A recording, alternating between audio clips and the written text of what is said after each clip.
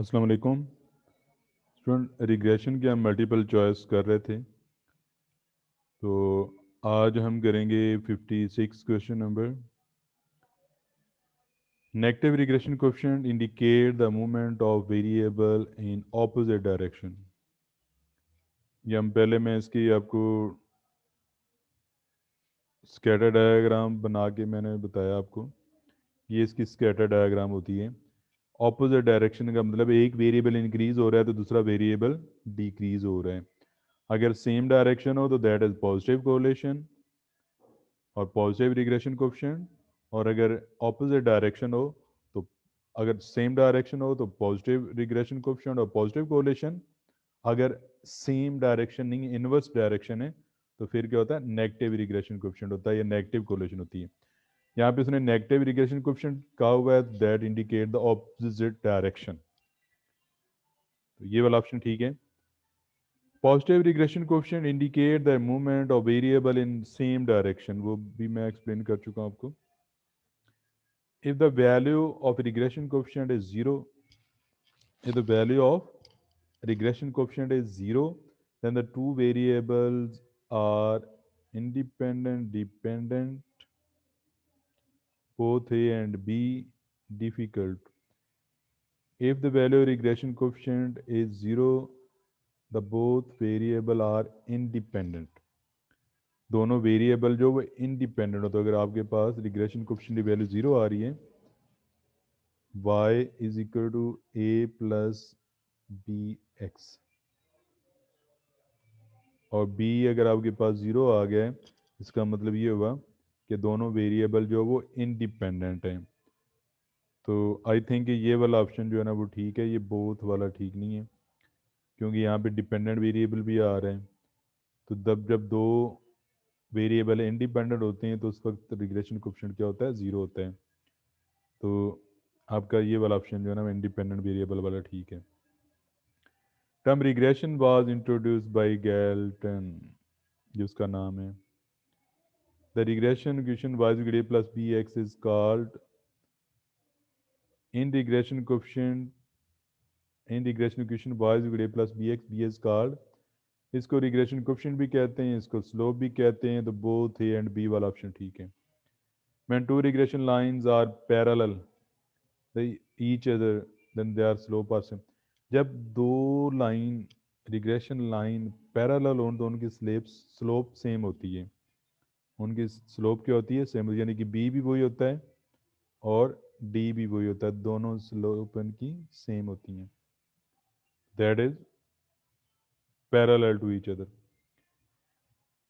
Measure of change in dependent variable corresponding to a unit change in independent variable is called slope or regression coefficient. इसको regression coefficient भी कहते हैं, slope भी कहते हैं। तो both a and b are ठीक है। और ये स्टूडेंट रिग्रेशन कोएफिशिएंट की डेफिनेशन भी है जो ऊपर लिखी हुई है कि measure of change in dependent variable corresponding to a unit change in independent variable is called regression coefficient. ये रिग्रेशन कोएफिशिएंट की डेफिनेशन भी है। In correlation problem both variable are random, regression में ये नहीं होता, लेकिन कोरिलेशन में क्या होता है, बोथ वेरिएबल्स आर रैंडम। ये वजह है कि यहाँ पे हम इंटरडिपेंडेंसी चेक करते हैं दो वेरिएबल के दरमियान, तो इसलिए जो कोरिलेशन में दोनों वेरिएबल क्या होते हैं, रैंडम होते हैं। In regression equation y is equal to plus bx where a b are called constant estimates parameter, both a and b, constant भी कहते हैं, एस्टीमेट भी कहते हैं। पैरामीटर तो हम कह नहीं सकते ना, क्योंकि पैरामीटर पहले मैं बता चुका, अल्फा और बीटा को पैरामीटर कहते हैं। तो ये वाला ऑप्शन ठीक है। B y x, b x y is equal to one, s x is equal to s y, then r will be equal to one, then r is equal to one. साफ ज़रा student, b y x, b x y आपस में बराबर हैं, तो मैंने are का formula बताया हुआ है कि plus minus b y x ज़रा b x y under root, तो r is equal to one. Correlation coefficient between x and minus x is equal to minus one. X same variable जो एक x है दूसरा भी x है लेकिन उसकी अलामत चेंज है, वो माइनस एक्स है, तो उसके दरमियान जो कोरिलेशन क्या होगी, +1 होगी, सॉरी -1 होगी। अच्छा अगर यहाँ पे भी एक्स होता, यहाँ पे एक्स होता, ये भी अगर प्लस होता, यानी ये भी एक्स होता और ये भी एक्स होता, दोनों सेम होते, अलामत सेम होती, तो उस वक्त प्लस आना था। अब एक माइनस है एक प्लस है, तो इसलिए इसका आर क्या आ रहा है, -1 आ रहा है। B y x is equal to b x y is equal to r x y, then s x is equal to s y. क्यों, इसके लिए एक स्टूडेंट फॉर्मूला है, आर इज इक्वल टू, ये मैं मिटा देता हूँ ज़रा,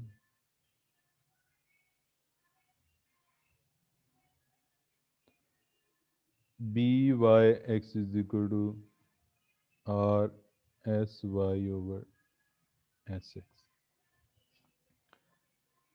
अब अगर ये आपस में बराबर हैं, बी वाई एक्स और बी एक्स वाई बराबर हैं स्टूडेंट, तो ये आर पे इधर डिवाइड करेंगे तो वो कट के 1 आ जाएगा, तो आपके पास s y is equal to s x आ जाएगा। If r x y is equal to 0, then r2x2y is if rxy is equal to 0.4, then r2x2y is equal to 0.4।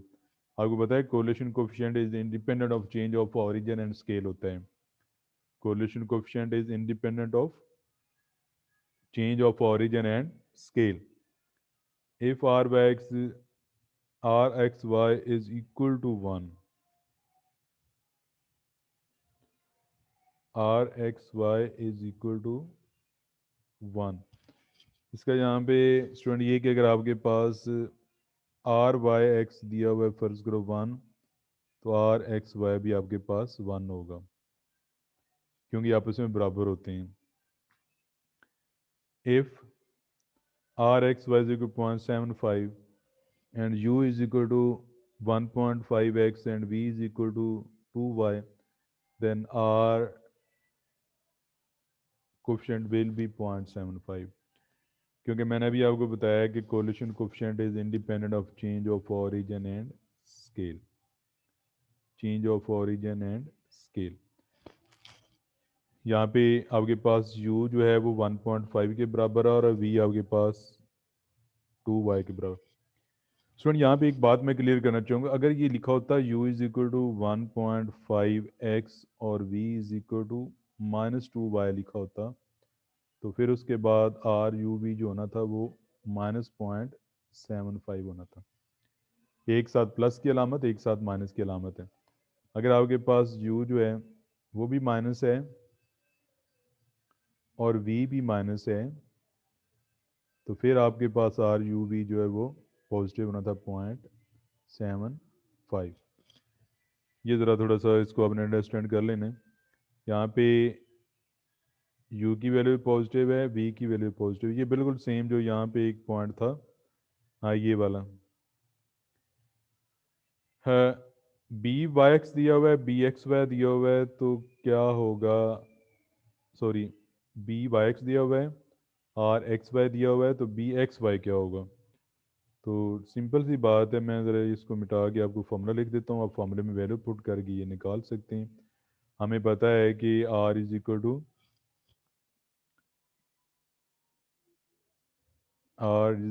B y x ज़रा b x y under root होता है।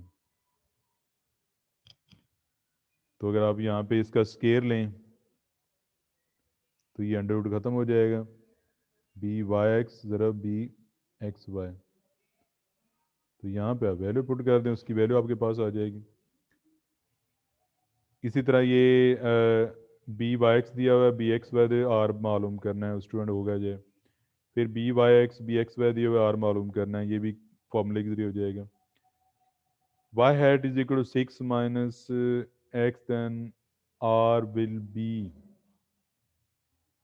Are क्या होगा, -1, are क्या होगा, -1।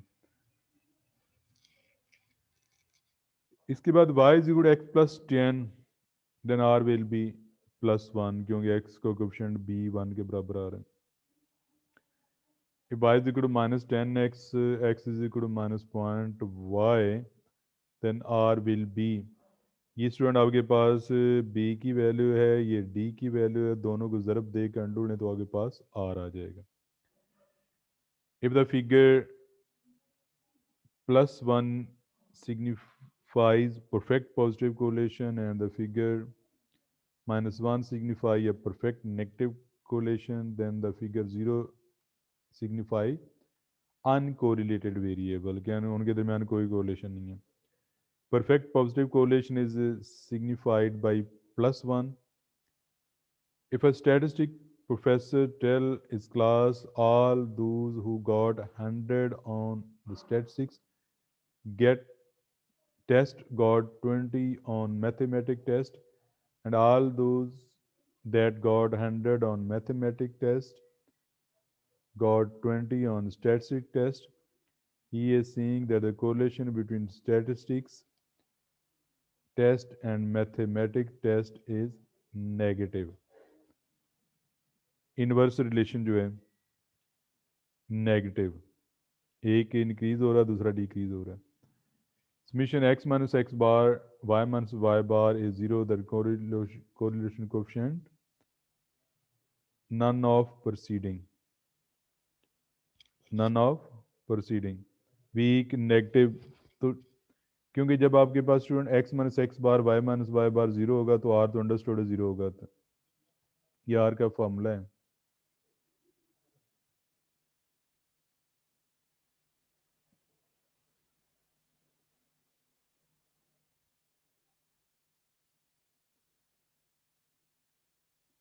नीचे अंडर रूट इस तरह हम कर लिखते हैं। फॉर्मूला मैंने आपको पहले लिख के दिया हुआ भी है। तो अगर ऊपर 0 आ रहा है तो अंडरस्टूड है कि 0 हो जाएगा, तो नन ऑफ प्रोसीडिंग, या इसको कह रहे हैं कि कोरिलेशन 0 होगी इसकी। तो ये summation x minus x bar y minus y bar over x minus x bar square into y minus y bar square under root. Next वो कहता है कि आगे अगर आपके पास r y x 1 के बराबर आ रहे हैं तो b y x ज़रा b x y 1 के बराबर होगा। साहब जरा इसका अंडर लें तो 1 ही आ जाएगा। Correlation coefficient, correlation between regression coefficient and correlation coefficient r is, ये मैंने फॉर्मूला लास्ट टाइम आपको लिख के दिया हुआ है, b is equal to r s y over s x। The relation between regression coefficient bxy and correlation coefficient is, ये उसने सेम है उसको इंटरचेंज करके लिखा हुआ है, तो इट मीन कि all of above. If the sum of product of deviation of x and y from their mean is 0, the correlation coefficient is 0. ये जो स्टूडेंट लिखा हुआ ना sum of product of deviation of x and y from their mean, तो यही चीज़ ये, इसको वही पढ़ते हैं। ये फॉर्मूले की फॉर्म में लिखा हुआ है और ये theoretically हम इसको if the sum of the product of the deviation of x and y from their mean is 0, then correlation coefficient of x and y will be 0. If the correlation coefficient between x and y is r, the correlation coefficient between x square and y square is equal to r square. r x y is equal to 0.75, r x y क्या होगा, ये आपस में बराबर होंगे क्योंकि ये correlation symmetric होती है, तो आर वाई एक्स इक्वल होता है आर एक्स वाई के। If y hat is equal to a then b y x equal to 0, तो आप जरा उसमें रिग्रेशन कोएफिशिएंट नहीं आ रहा। If y hat is equal to b x then intercept equal to 0, y minus y hat always equal to 0। ये पहले हम पढ़ चुके हैं कि वाई माइनस वाई हेड का सम हमेशा 0 के बराबर होता है। If r x y less than 0, b x y will be less than 0। ये स्टूडेंट लेस देन 0 का मतलब है कि वो नेगेटिव है। जब ये नेगेटिव होगा तो अंडरस्टूड है कि ये दोनों आपस में नेगेटिव होंगे, क्योंकि मैंने बताया हुआ है कि इन दोनों की तीनों की अलामत सेम होती है। तो यहाँ पे उसने ये लिखने की बजाय कोरिलेशन नेगेटिव उसने लिख दिया r x y less than 0। It mean कि कोरिलेशन नेगेटिव तो रिग्रेशन कोएफिशिएंट भी नेगेटिव होंगे। R x y greater than zero का मतलब है कि correlation positive then regression coefficient भी पॉजिटिव होंगे। आर एक्स वाई जीरो होगा तो बी वाई एक्स भी जीरो हो सकता है, बी एक्स वाई भी जीरो होता है, तो both a and b are zero. उसके बाद बी एक्स वाई दिया हुआ है और वाई एक्स दिया हुआ है, तो आपने बी वाई एक्स मालूम करना है। ये पहले मैं बता चुका हूँ कि इसका जवाब क्या आएगा, कि स्टूडेंट आपने देख लेना है। तो ये 1.25 इसका जवाब आ रहा है। रिग्रेशन मॉडल में be linear non linear both, linear भी हो सकता है और नॉन लीनियर भी हो सकता है। ये मैंने पहले आपको बताया कर्व बना के। If r is negative then we know that, क्या नेगेटिव होगा स्टूडेंट। मैं यहाँ पे दोबारा फॉर्मूला लिख देता हूँ। हाँ, यहाँ पे स्पेस है। R is equal to summation x minus x bar y minus y bar over summation x minus x bar square summation y minus y bar square under root. हमेशा हमेशा ये ऊपर वाला जो पोर्शन है स्टूडेंट, ये वाला, ये ज़ीरो भी हो सकता है, ये नेगेटिव भी हो सकता है, ये पॉजिटिव भी हो सकता है। ये नीचे आपको पता है तो स्केयर आ रहे हैं, तो ये तो नेगेटिव हो नहीं सकता। अंडर रूट आ रहा है, अंडर रूट के अंदर यहाँ पर नेगेटिव आएगा नहीं, तो फिर ऊपर वाला पोर्शन या नेगेटिव होगा या पॉजिटिव होगा या वो ज़ीरो होगा। तो यहाँ पे उसने कहा हुआ है कि फार is negative then x minus x bar y minus bar is negative. तो जब आर जीरो होता है तो ऊपर वाला पोर्शन जीरो होता है, तब ही आर जीरो आता है। जब आर पॉजिटिव होता है तो ऊपर वाला पॉजिटिव पॉजिटिव होता है, तब ही आर पॉजिटिव आता है। जब आर नेगेटिव होता है तो ऊपर वाला पोर्शन नेगेटिव होता है, तब ही आर नेगेटिव होता है। स्टूडेंट नीचे तो जीरो आ नहीं सकता, क्यों, अनडिफाइंड हो जाएगा। नीचे यहाँ माइनस आ नहीं सकता, ये स्केयर है। तो ऊपर वाला पोर्शन वो डिसाइड करता है कि आर नेगेटिव होगा या पॉजिटिव होगा। और ये ऊपर वाले पोर्शन को हम कोवेरियंस भी कहते हैं, कोवेरियंस।